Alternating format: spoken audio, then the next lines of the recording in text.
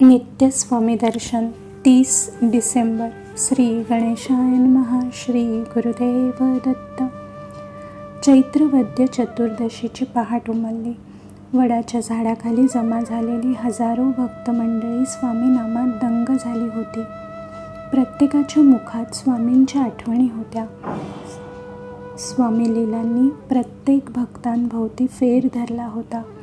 सूर्यनारायणाची उबदार सोन सावळी किरणे नित्याप्रमाणे वडाच्या तळाशी आली, परंतु स्वामींचे चरण त्यांना कुठे दिसेनात. ती उबदार किरणे बावरली. आपल्याला आता प्रेमाने उंजळीत कोण घेणार म्हणून व्याकुळ झाली. इतक्यात एक विलक्षण चमत्कार घडला. ब्रह्मांडांची ओंजळ झाली आणि त्या उबदार किरणांना स्वामींनी प्रेमाने अलगद उचलले. स्वामी म्हणू लागले, माझ्या प्रिय प्रकाशदूतांनो, आता मी ब्रह्मांडभर पसरलो आहे. तुम्ही जिथे जाल तिथे माझे चरण तुम्हाला दिसतील. बावरू नका, बावचळू नका.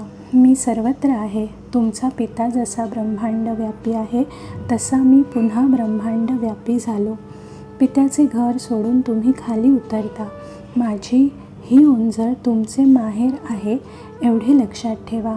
माझ्या प्रिय प्रकाशदूतांनो, माझ्या सर्व भक्तांवर तुमचे प्रेमळ लक्ष असू दे. त्यांच्या जीवनात कधी काळोख पडणार नाही याची काळजी आता तुम्हीच घ्यायची आहे. सूर्याच्या घरी जशी सदैव प्रकाशाची दिवाळी साजरी होते, तशी माझ्या प्रत्येक भक्ताच्या घरी यापुढे प्रकाशाची आनंदमय दिवाळी साजरी व्हायला हवी.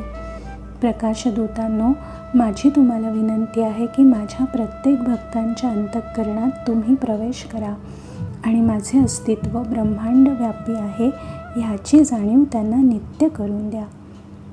वडाखाली जमलेल्या सर्व स्वामी भक्तांनी स्वामींचा किरण संवाद ऐकला आणि त्यांना खूप बरे वाटले.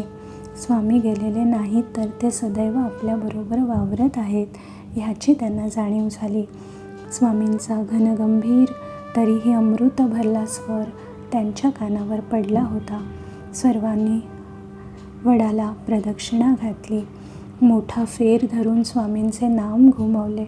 सूर्याचे प्रकाशदूत त्या सर्व भक्तांच्यात सामील झाले. प्रत्येक भक्ताला स्वामी स्पर्शाची दिव्य अनुभूती मिळाली. स्वामी आपल्याबरोबरच वावरत आहेत. फक्त अवतार समाप्ती झाली.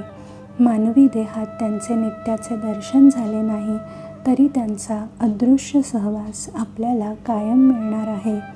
ही सुखद भावना प्रत्येक भक्ताला झाली आणि मनात दाटून आलेला दुःखाचा आवेग विराम पावला.